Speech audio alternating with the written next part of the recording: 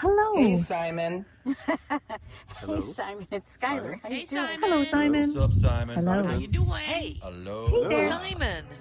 Hello, Simon. Hello, Simon. This is Conversations with Storytellers, a podcast of wisdom, thoughts, and spoken fairy tales from our elders. I am your host, Simon Brooks. This is a meeting with professional storytellers. I met Regi Carpenter way back at a storytelling conference called Sharing the Fire. We talked about stories and got on like a house on fire and stayed in touch when we could. You'll hear Regi talk about her life a little, her process, and how quickly she rocketed to stardom in the storytelling world. Please welcome my good friend, Regi Carpenter. Regi, I'm very excited. Hi, how are you? I'm well, thank you. Thank you so much. Good. I'm very excited to have you here on Conversations with Storytellers. I think the first time I saw you, I'm not sure if this is true or not, but I think the first time I saw you was in Auburn, New York at Sharing the Fire. And you were one of the headline storytellers there. Oh yeah, it was in Albany, I think. Albany, yes. It was in Albany. Right. Oh, that's right. Yeah. And we just like hit it off right off the bat. And Yeah, that's right. I remember. Yeah, it's like long lost friends or something like that. And, Yeah. And we stayed in touch since then. And I it's one of those things that the people that are closer to you, you kind of forget to invite them onto the things that are kind of important, like Conversations with Storytellers. And then because I was looking, I was working with Doug Elliott, and I was talking about Timpanogos, the big festival in Utah. And I was like, oh, Regi's going to be there this year too. I should have Regi on this. Why didn't I think of this before? Yeah. So welcome to Conversations with Storytellers, belatedly, but very much appreciated. So what are you up to these days? Oh, well, I just finished. There's a couple of things really exciting. I just finished my summer touring, with libraries. And this summer I did this really interesting thing with at a youth detention center, like a. Oh, cool. Yeah, that was really neat. I did workshops and storytelling. I learned a lot. These are kids who, if they don't like you, they will let you know right away. And they were fantastic. And they have such stories to tell. I bet. That it was really exciting for me. And then I'm still doing my work with grieving kids. And I'm going through, I just applied to become a hospice chaplain so that I could work more with grieving kids and families and adults with stories, because I really believe in the power of stories to help people in grief and in anything, really. Yeah. So it's kind of scary. It's very scary to leave behind my little world, of just telling stories and workshops, but you're not leaving it. I'm just kind of transforming it. You're broadening the road that you're traveling on by the sound of it, which is awesome. So how did you become a chaplain? Oh, well, if you're a chaplain in a hospital, you have to have a Master's of Divinity, which I'm not really interested in doing. But to be a hospice a chaplain at a hospice, there's a year-long course called Clinical Pastoral Education, and it's what you might imagine. It's like got a spiritual component, physical, intellectual component, and then I have to go in and work with patients under someone's guidance as a mentor. So we'll see what that will be like. And when does that start? It sounds amazing. Well, I don't know. I just applied. I haven't had my interview yet. But I feel like it was really great because I was talking with a friend who said I shared with her, my story work around that. And she said, have you ever thought about being a hospice chaplain? I'm a hospice chaplain. And then she told me how she became that. And she told me about this class. And as it turned out, my pastor's husband is teaching it here in my hometown. And so, it's kind of I felt like, oh gosh, that fell in my lap. Yeah. That's the stars aligning, right? And all that. Yeah, we'll see. I'm sure I really love this sounds funny, but I love being with dying people, and I really like being with people who are grieving. There's a vulnerability there for them to open up to their story in a different way. Yeah. So it's really I'm curious as to what will happen. I'm curious too. We're gonna have to keep in touch with that. That's excellent. That's so good. So for those people that don't know Regi, who are listening to this, I feel that Regi is an incredibly powerful storyteller. I'll come on to that in a minute. Her roots really come from folk and fairy tales, and she also does a lot of personal narrative, which goes through a lot of healing for you yourself, right, Regi? Mm-hmm. Yeah. Right. The power that the first time I saw her, there was this gravitas that was there, but there was also this beautiful vulnerability that came through the storytelling, and the way that Regi can capture an audience was very, very apparent at Jonesboro in 2019.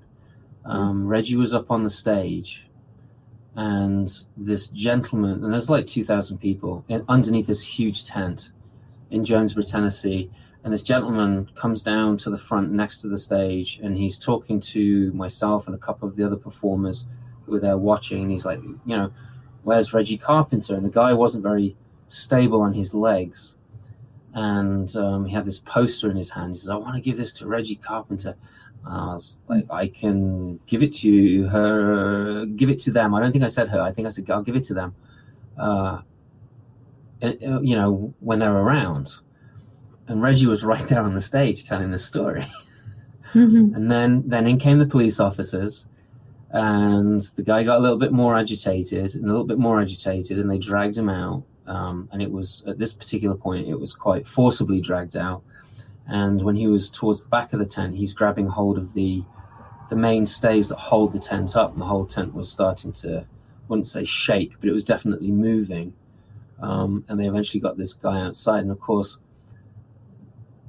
this distraction, as this guy was being walked out, a lot of people were watching this, and Regi said, why don't we just turn back to the stage and focus on the story that we're sharing? And everybody, this is the power that you have, everybody in the audience, all 2,000 people of them, turned and let you continue the story and ignored the guy at the back who was later tasered something like 6 times or something, kicking out the back of the police car. I only heard that part later. Yeah, one of the police officers came back to the hotel, and because he wanted to check up on you to make sure that you were okay. And I sat and asked him how it went. And he's like, well, we had to taser the guy six times, so he was on something, and he still kicked out the back of the police car window. Oh yeah, I heard about that. Crap. Yeah. But you throughout the whole thing, you weren't at all outwardly. You were not at all phased by this. You just kept Regi Carpenter up front and focused on the audience and drew them back to you, which I thought was just incredible. I mean, it spoke a lot about your gift as a storyteller, and also the power of your personality of being able to control a situation like that. It was incredible to see. Well, it was strange because I think my sister Cindy was sitting next to you. She was sitting right in front of me. Yeah, and I think he gave the poster to her, and she was utterly confused. And then I saw, things are getting kind of weird. And And when I saw that it was teetering out of control, because it's just natural to be interested in something as dramatic as that going on. Yeah. And I also was concerned that people were going to get hurt because I wasn't sure about that guy's mental state. Yeah. And then when he pulled him back, he was... and there's like 6 guys on top of it, I was like, oh shit. Yes. Don't look, Reggie, don't look. And I was like, I can't look at him because I'm distracted and I got to hold this together.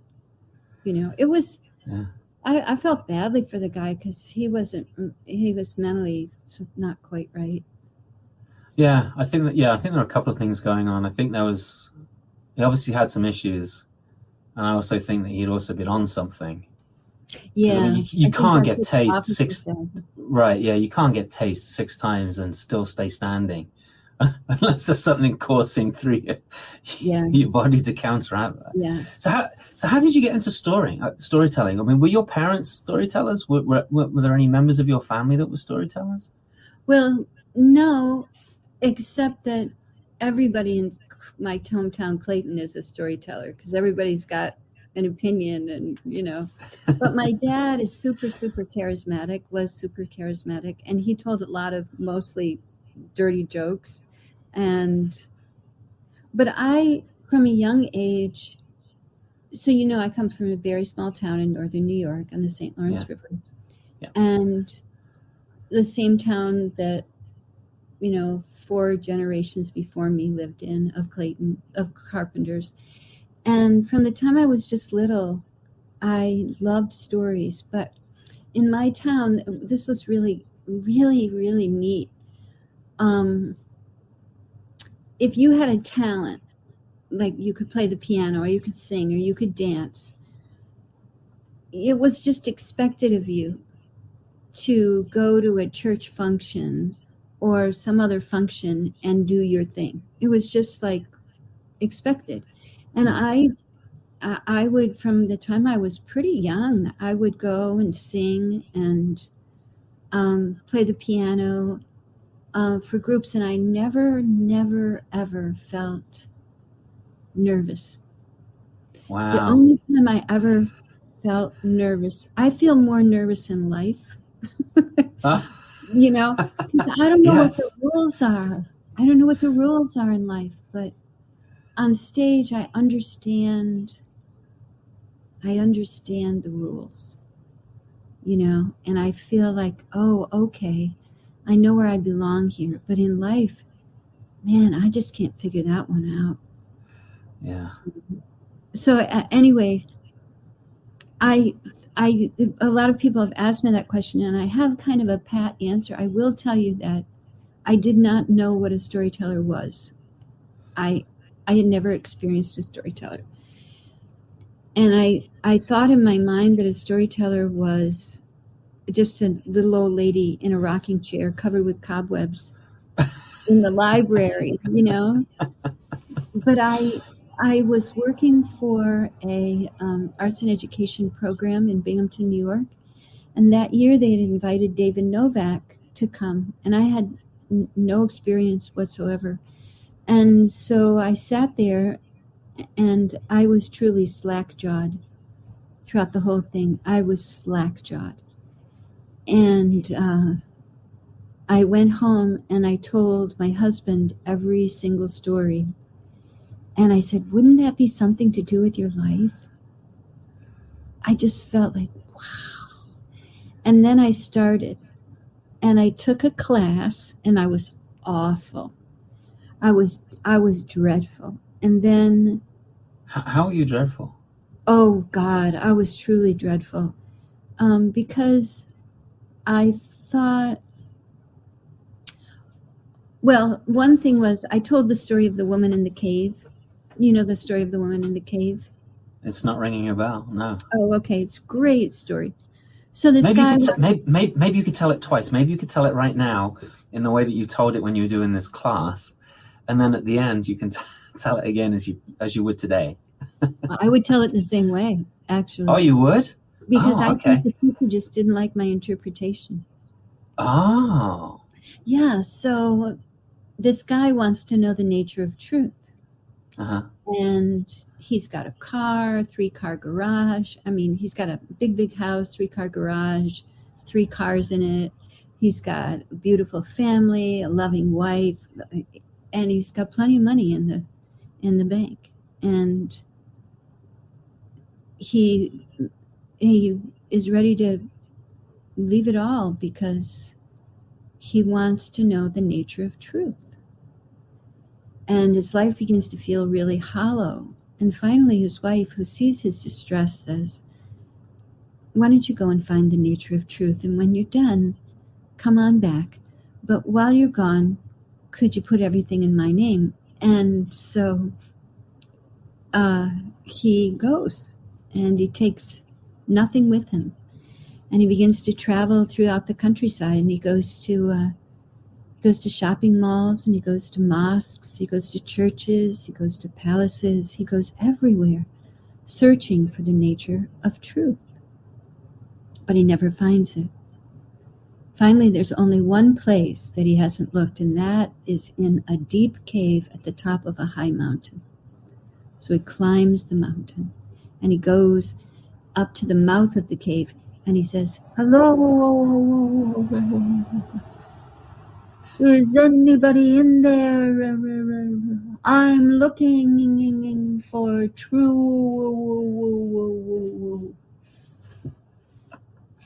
And this old, wizened woman with just a few long, greasy strands of hair and clouded eyes, 2 teeth, one going north, one facing south. Her breasts are down around her hips. They look like nippled salamis. And she comes and she says, I am truth. What? He says, you're truth? Yeah, I'm truth. Well, he has no reason to doubt her. And he asks if he can apprentice with her for a full year. And at the end of the year, he does feel like he truly understands the nature of truth. And as he's leaving, he thanks her and then says, truth, is there anything you would like me to tell them about you when I get back? And she pulls herself up and gasps. She brings her hands up and says, tell them that I am young and beautiful. And that's the nature of truth. And isn't that a true statement? Isn't it? Isn't it though? Yeah. There's another story about truth. And I can't think of it right now. It's not a story that I tell. But truth is naked, and somehow somebody persuades truth to put clothes on because people can't stand the naked truth. Right? Oh, that's right. Yeah. Oh, yeah, truth and something are having they're having an argument, right? Yeah, they're having an argument, or they won't. Who will they believe, like truth or lies? That's right. It's something like that. Yeah, right? yeah. And you have to. People don't want to see the truth. That's right. They don't want to see the truth. Yeah. So. But the assumption is that truth is ugly. Right. You know. Yeah. Which it can be. It can be. But once you start living in truth, then it becomes beautiful. Yeah, let me know how that works out for you. If it does, I will.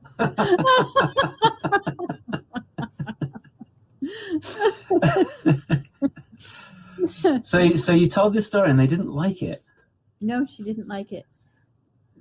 Why didn't she? It's called The Woman of the Cave, but I called it The Nature of Truth. And she didn't like it because she didn't like it. She didn't like it. But then what happened was,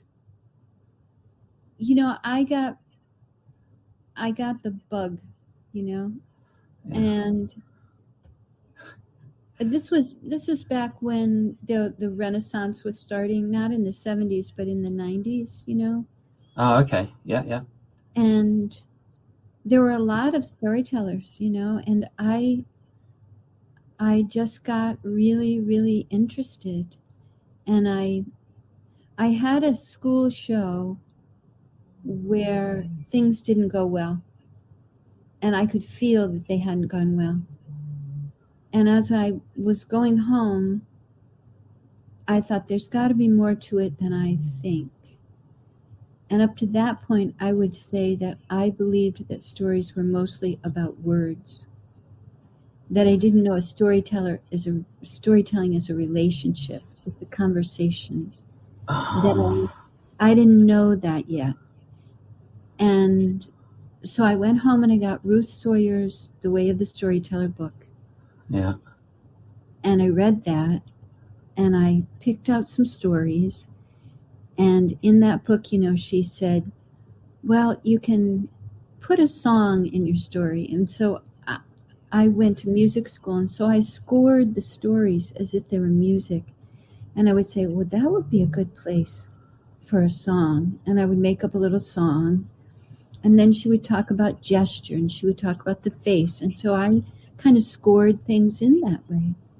And one of the great things that happened to me was that I grew up as a storyteller in complete isolation.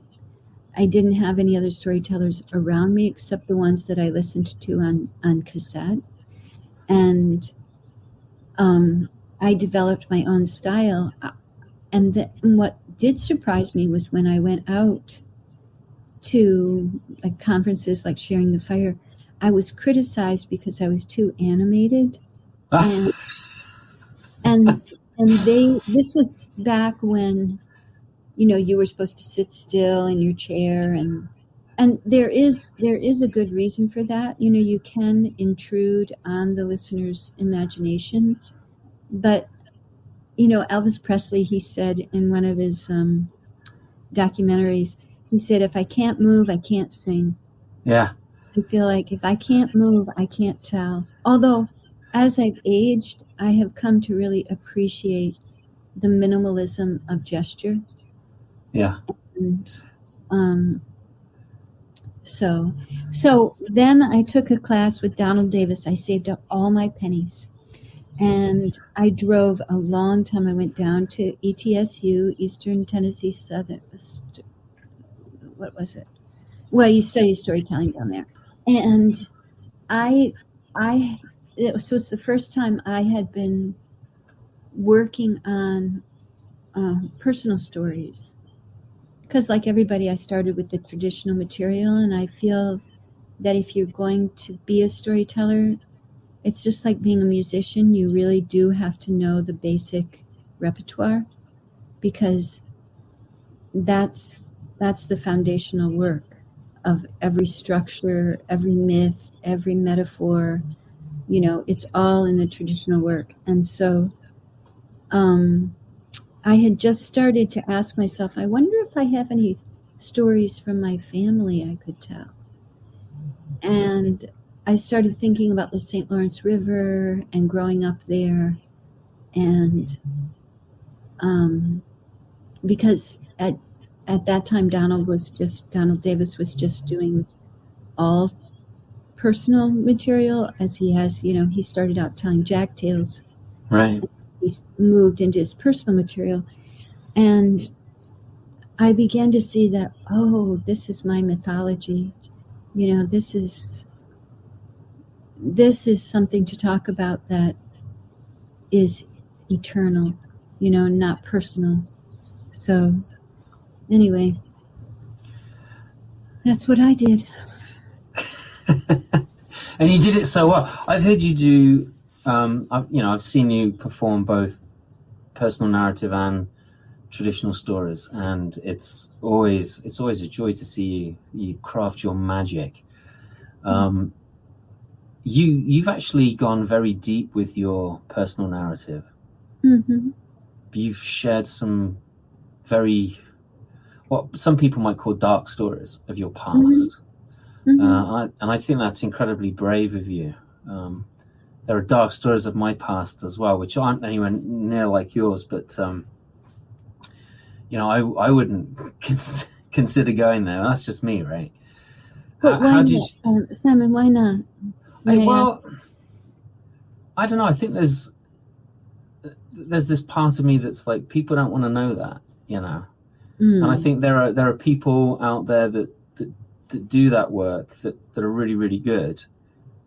What I'm really good at is making people smile, right? I mean, that's I like to go out and make sure that people have fun and enjoy themselves, as well as get a message, as well as have that epiphany, that little click that goes off in the head.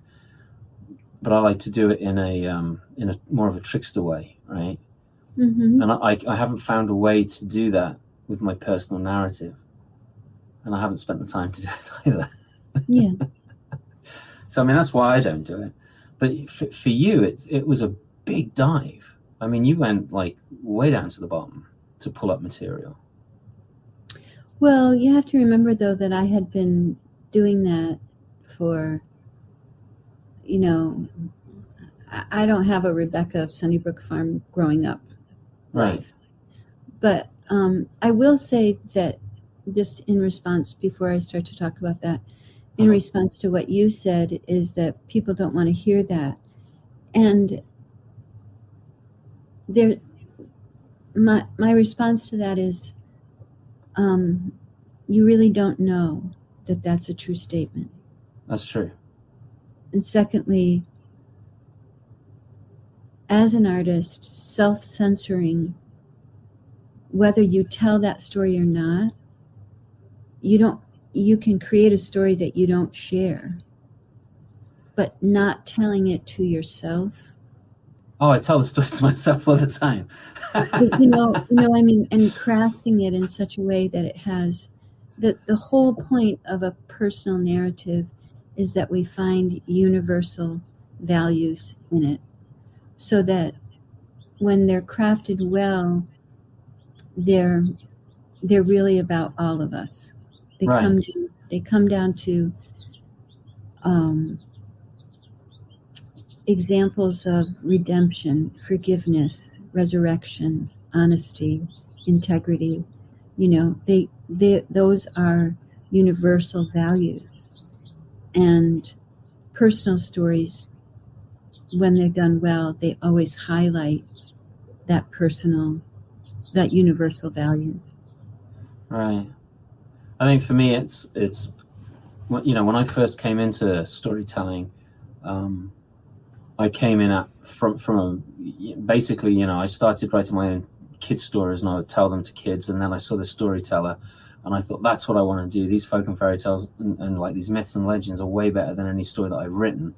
And so that's what I started to tell folk and fairy tales and myths and legends. And I think when I got to see other storytellers for the first time as an adult, and I saw the ones that were telling personal stories, I think the majority of them were not speaking to the universal. That's right. Yeah. Right. They were speaking more about their personal experiences and how it affected them, which is fine. And there's it's like watching the Moth or listening to the Moth on radio, right? You get some amazingly good stories that really, and there are other stories that are like, you should have, saved that for the couch and your psychologist. Yeah, for the bar. Right? Yeah, or for the bar, right? Or for the bar, yeah, right. Any of those, but not for public consumption. And I think that for me, I can tell my story through the folktales. Right? I mean, when I look back at the folktales that I tell, I see, that was going on in my life at this particular time, and this is a reflection of that, right? Because stories do call out to you, and they do say, "Hey, tell me." And now, I don't know how long I've been doing this for, a long time now, but it's halfway through my career to date, I suddenly realized when I look back at certain CDs, when I recorded them, I was like, oh my gosh, this is about this particular incident in my life. And now when I find a story that says me, I look at that story and say, what is this about me? What in me is trying to come out through this story? And so I feel to some degree that I can tell my personal stories without telling my personal stories. Yeah. Well, yeah, definitely. I can tell my truth without being naked. That's right. Yeah. You know, I remember when my children were very, very little, I learned the story, Woman of the Sea. And that's, the classic Selkie story where she ends up reclaiming her skin, seal skin, and going back to her first home. Yeah. And I remember being profoundly moved by that story because I realized that as a mom, there were some times when I had to say, I need to close this door and be me. I can't always be a mom. I mean, wasn't intending on abandoning my children, but Right. Yeah. No. but I can tell you that once I told that story, it was early on in my career, and there was a party, and it was by a pond, and it was the summer equinox, and this woman had requested that I tell the story. And I did, and a man came up to me afterwards, and he was very upset. And he said, how could you tell a story like that? How could you tell a story where she just leaves her kids? And wow. And I stood talking to him, and I came to find out that his wife had left him with their children, and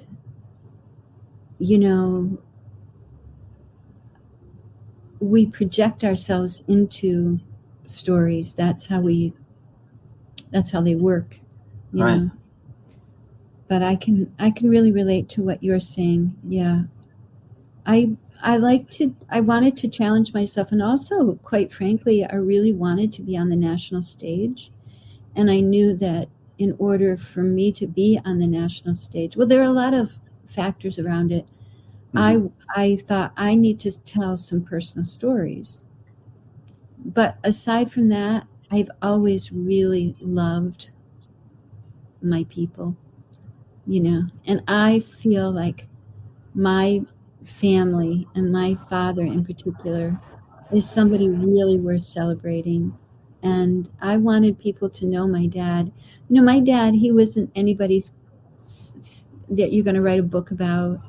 No, he's never going to get a medal. He's never going to have his picture in the paper. He's just a guy from Clayton, Right. But what a guy, and I just felt like I came from kind of a hard knock life, and it's a glorious life, Yeah. And I want people to know about it. That's really cool. Yeah. That's really cool. So you saw Mr. Novak, you took this class. Right. And you started storytelling. What were the first gigs that you were doing? Were they they were all schools like the rest of us. I was just doing schools. But one thing I did do early on was I would volunteer to tell anywhere.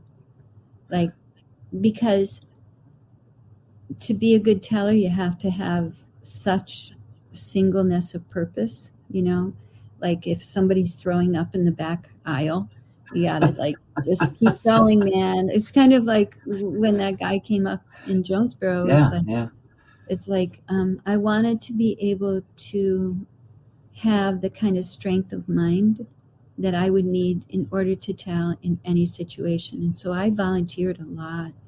And also it was the way I understood that in order for a story to be really, quote unquote finished, the audience had to help me find it. So, I did a lot of volunteering in that early stage. And then I remember thinking, I remember being at a school, and I think I was getting something like $225. And I remembered thinking, I could probably do this for the rest of my life. And I wanted something more. And I wanted to get out of just my region. And I felt like I wanted to challenge myself by being on and playing with the big kids. You know, I want to play with Yeah. the big kids. And I really became a student. You know, I bought a lot of CDs of Elizabeth and Donald and Antonio and oh gosh, Antonio Sacre or Antonio? Antonio Sacre and and Diane Ferlat and Judith Black. I bought all the ones that I just put on a pedestal, and I listened and I listened and I thought, how are they doing what they're doing? How are they doing? You know. At this point in the conversation, Regi started to ping and pong and sounded a little bit like Max Headroom. But when she came back, this is what she had to say. You had stated about my show, about my experience with mental illness as a teen. And, you know, a lot of people say that I was brave, but I will tell you that I wouldn't say that I was. I felt that I was just trying to save my life. You know, that I had never gotten free from my experience in the hospital, and the only way I was going to not be 16 my entire life was to go looking for that story. And I could sense that that story was also a, you know, a shit-covered gold nugget. You know, that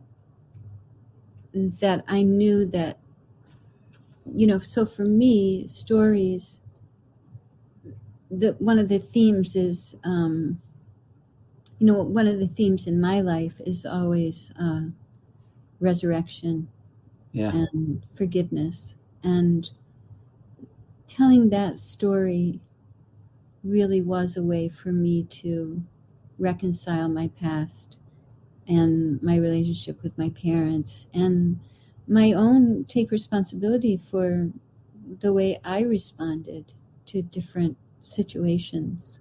And it did save my life. It really did. I'm not really brave. I just was desperate. So really, you're telling me that you're a coward? Well, I kind of am.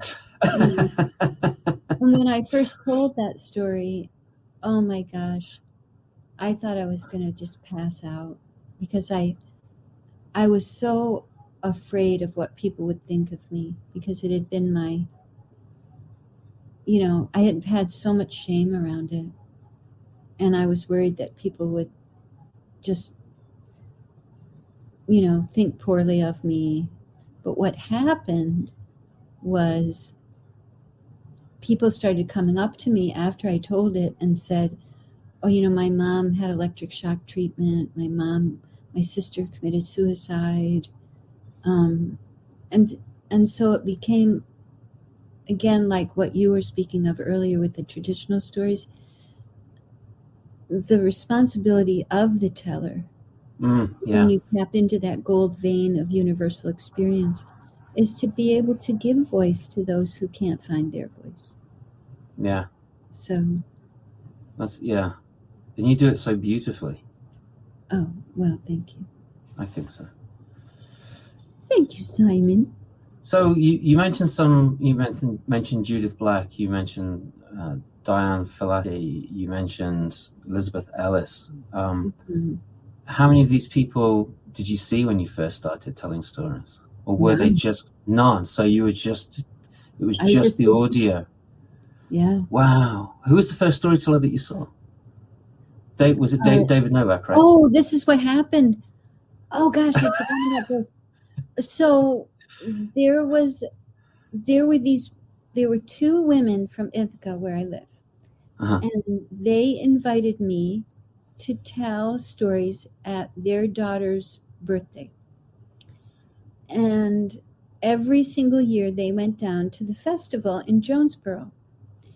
And they said to me, you know, you're just as good as all of those people down there. And I was like, no, I don't think so. And then they invited me to go down to the festival with them. And they paid for my hotel. Wow. And they bought a ticket. And I was sitting in the audience. I'll never forget this. I was sitting in the audience. I was watching Michael Parent tell a hockey story, of course. Of course. And I heard a little voice say inside of my head, the next time you come here, you're going to be on the stage. And I was. No way. Yeah, it was spooky. And I remember laughing so hard, my face was cramped. It cramped up because I just laughed so hard. And I saw Willie Claflin, and I saw Bill Harley, and I think I may have seen Bill Lepp, but I just had an amazing experience. And and then the next time I was there, I was on stage. And I really, you know, I didn't know what to expect. So it was pretty cool, really. I bet. Yeah. So what was the difference in time? How many years did it take you to get there? I can't remember. I think it was maybe 6 or 7 years. Okay. You know? Yeah. Because to be on at the festival, as you know, you have to have a lot of material, especially that. Oh, yeah. Festival. You have to have a good 7 to 9 hours of material. Right. I think that's how much you need. But so you have to build it up. Right. And build your stamina as a teller.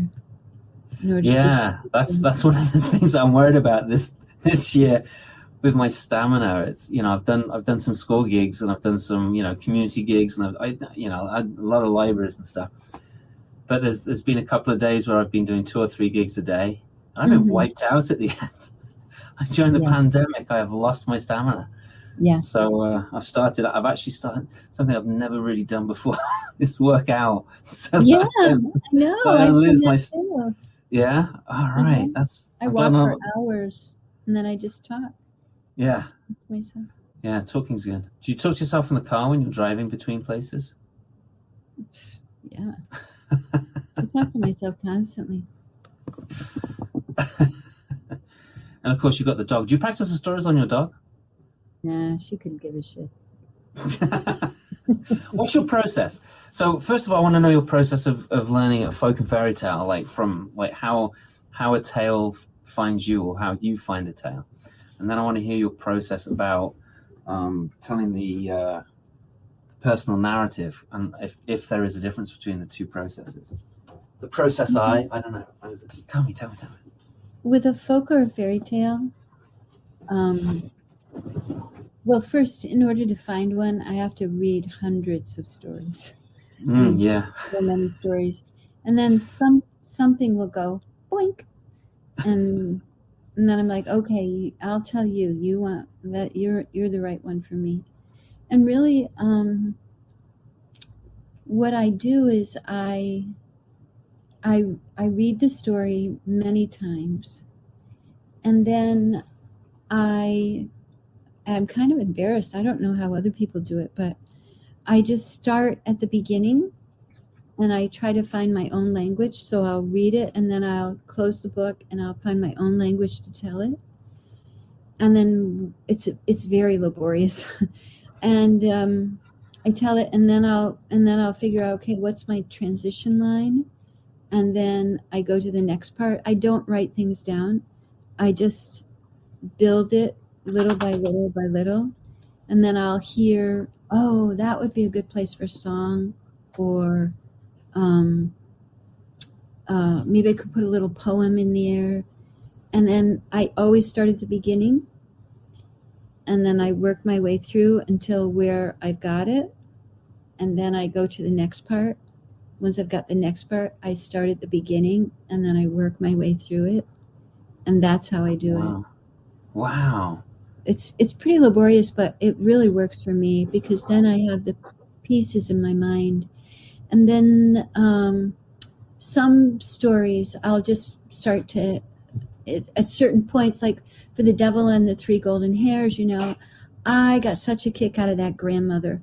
And and I really wanted to give her a monologue, so I just I really wanted her to be a Spitfire, because in the story, it's just like he meets the grandmother and then she gets the 3 golden hairs, kind of, and I thought, oh man, she's such a badass. And so, oh, love, love, love, love, love. I remember it well, and the devil. And, I'm not, once I was a young and beautiful thing living on the wrong side of the tracks. And then I met him. Oh, you know what I'm talking about, don't you? Oh, he goes by a lot of names. He does. And I wanted to, that's such a great story to have a lot of different character voices. Yes. And I really wanted that. And I also really liked this idea in that story of him going into hell for his one true love. Yes. That kind of purity of story, purity of intention. I really liked that. And so that's how I do it. I start at the beginning and I just work it. And then I always start at the beginning and I work it. And I'll usually do maybe 2 sections at a time. And then I'll leave a day or so in between so that it can really marinate. And then when I come back to it, I've really got it in my heart. I've got the language. I love to play with language. I'm probably at Timpanogos, I'm probably going to tell Beauty and the Beast. And I really liked that story, which I didn't think I would like. But there was once a rich merchant with 3 daughters, and the eldest 2 glittered, gossiped and giggled as they glittered in gorgeous gowns of all of the greatest galas. It's just fun to play with language. Yes. No, I totally agree with you. And that's the traditional stories, they allow you to play with beautiful language. Yeah. I like throwing in big words at the kids and being like, what that means, right? And I'm like, no. And then you're like, well, it's like this. Let's say it together, because there are such wonderful words in any language that are so just, they're just like yummy. So tell us about your process for the personal stories. Okay. Please. Well, that's very different. I usually start with an image that's a really, really strong image that I think is really cool. And then from there, I build out. So an example of that would be when I was a kid, on Sundays, we used to drive to the dump, and we got a TV. I remember one day we got a TV, and we brought it home, and we had 6 TVs. So there's 2 towers of TVs. I mean, one had just the sound that worked, and one had just the picture that worked. Oh. And I just thought that was so funny. And so in order to get to that image, I have to tell you about Sundays, right? I have to tell you about how that was a special part of Sunday. Yeah. And how we used to love to go to the dump. And in another story, I remember that I had sliced open my chin, and I'm the youngest of 5, and we were living on Riverside Drive, and my brothers and sisters, they all had scars under their chin, and because I didn't up to that point, they told me that I was adopted and that I wasn't really a carpenter and that I was probably not even Catholic. And then, so I prayed to get a scar, and I did one night, and I remember my mom, so my dad never took us to the doctors, but my mom wanted to take us to the doctors. So my dad was away that night, and my mom took me to the doctor. And the way my mom was always kind of a very private person, very self-contained. And she waited for me. She threw me a dry washcloth and she waited for me on the porch. And she said, let's go. She didn't pick me up and cradle me, you know, she wasn't doing any of that. But then we walked down the street, and Riverside Drive is right along the river. And so we lived over by Mercer's Dock then, and you could smell the seaweed and the fish, and it was Friday night. It's the Catholic side of town because Clayton was divided, like Catholic and Protestant. And you could smell fish fry and Limburger cheese. And my mom was wearing a turtleneck with no sleeves and a plaid pleated skirt. My mom had a really nice figure. She was shaped like a guitar, you know, and I remember watching her hips just sway back and forth to the rhythm of the waves. And so that was the image that I wanted to build toward. And so I had to tell you, you know, I have to keep backing up, back it up, back it up, back it up, back it up, so that you have a context, right? But the place that my mom and I ended up was at the shrine to the Blessed Virgin Mary in my hometown. And in my hometown, the Catholic Church is truly magnificent. I mean, it is, you know, it is truly, you know, unbelievable. And behind it is a beautiful shrine to the Blessed Virgin Mary. And we sat there, and my mom, you know, so I was like the only one who got stitches because my dad would duct tape the other ones, you know, or he would butterfly bandage them. Oh, you're perfectly fine. And anyway, the point was that I started this story with this idea of walking the streets of Clayton, just like my people had done for hundreds of years, right? Yeah. So that I don't have the scar, so I'm being told I'm not a carpenter. I get the scar, and now I belong. And we walk up Riverside Drive, that same street that carpenters have walked for hundreds of years, looking for a home, you know? So it's like an immigrant story and a family story. But it is really, for me, it was a story about being with my mother and her holding my hand. I was just little, you know. But yeah, we were all pretty scrappy. So anyway, it just starts with an image, and the image isn't always strong enough, but you know, it starts with an image, and then I build around it. So the way I build around it is I create this kind of matrix where I just write down every single thing I can remember, like how the others got their scars, what time of year it was. I just, you know, I like to think of it this way, like when you're doing a personal story, it's like you hold bird seed in your hand and you wait for a bird, and that's how it feels with memory.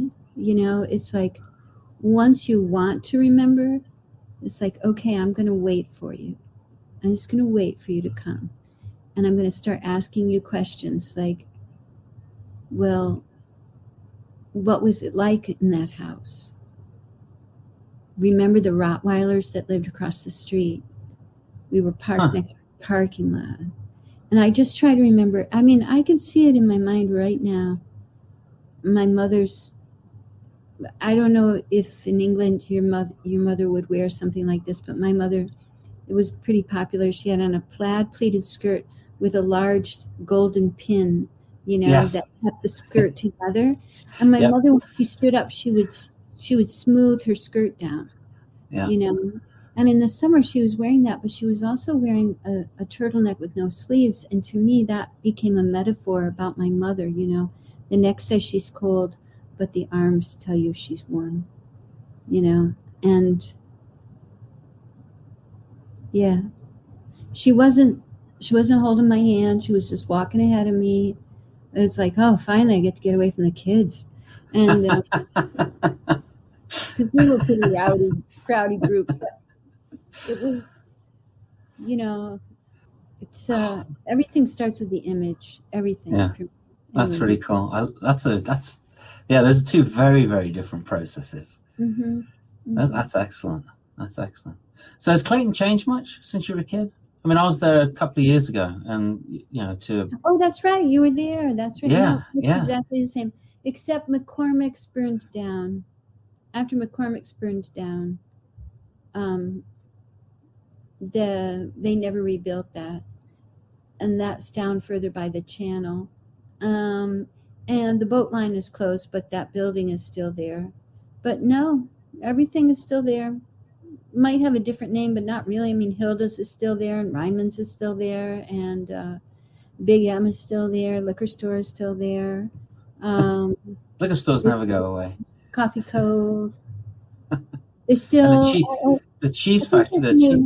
Yeah, sure. The cheese curd. Although that used to be a different store. When I was a kid, my pop we would go on these Sunday drives. So cheese curd is when they, like, you're familiar with cheese curd. It's like, it's cheese that they separate out before it becomes a block. So it's really, so good. And cheese curd is best when it's warm and squeaky. And my dad, we used to cross the border because my dad knew a place in Gananoque where the cheese curd was fresh at 2:00 on Sunday. And so when I was a kid, when we crossed the border, we'd go across the TI Bridge. Mr. Frick, our neighbor, was the guard, right?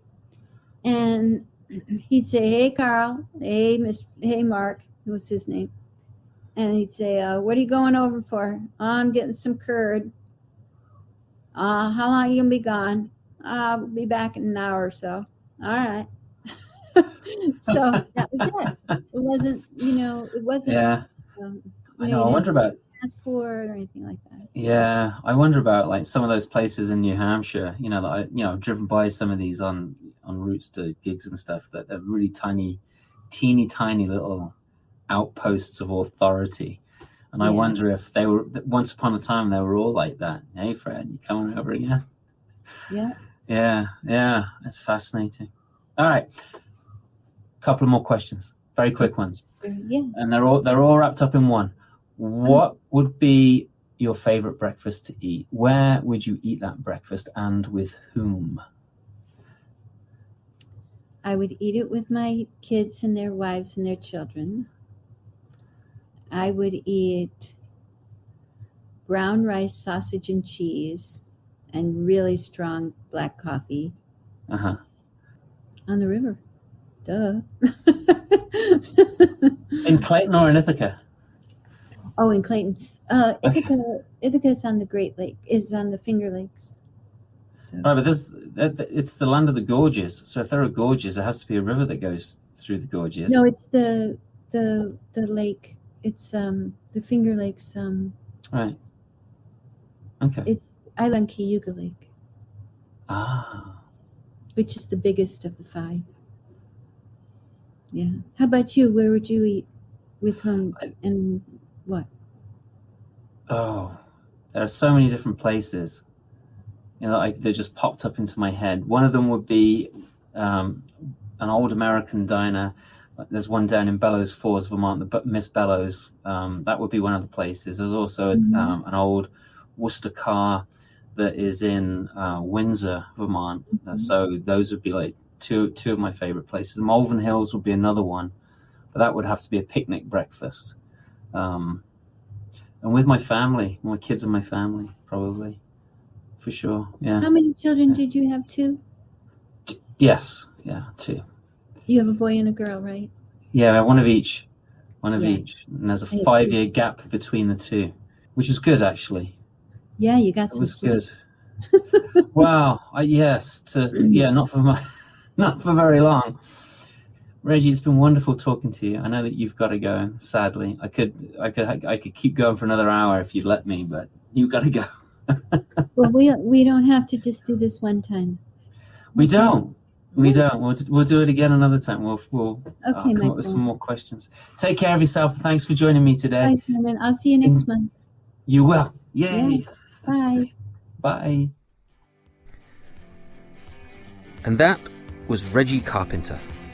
I could have talked to Regi a lot more, but she had things to do and things to work on. I hope you enjoyed the conversation as much as I did.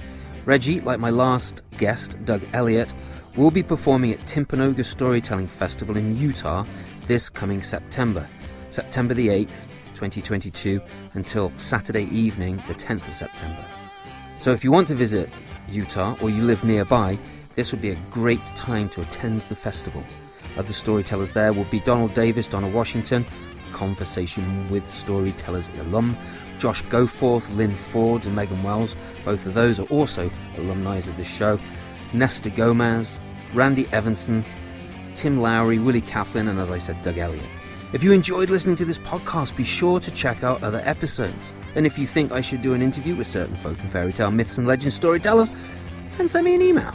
You can find me and my work on Facebook, Simon Brooks Storyteller, on my website, simonbrooksstoryteller.com, and on Instagram, Simon M. Brooks.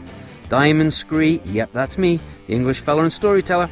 A shout out to Chris Jedd for creating and recording and letting me use the wonderful music for my podcast. He actually did it especially for me, which is really cool. His band is called Blackpool Mecca, so check them out.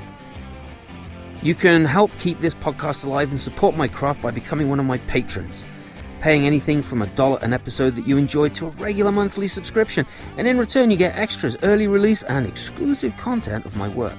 www.patreon.com/Simon Brooks. If you can't join my wonderful tribe of patrons, then help me out by doing something you can do that I would be very grateful for, and that's leave a review on Podbean, Stitcher, Apple Podcasts, wherever you find this episode. It won't take long and it helps not just me but others find and enjoy this podcast. Thanks again for being here with me. I know that there are a lot of other places you can be, and I appreciate it. Until next time, be healthy, be happy, and share the stories you love. Cheers!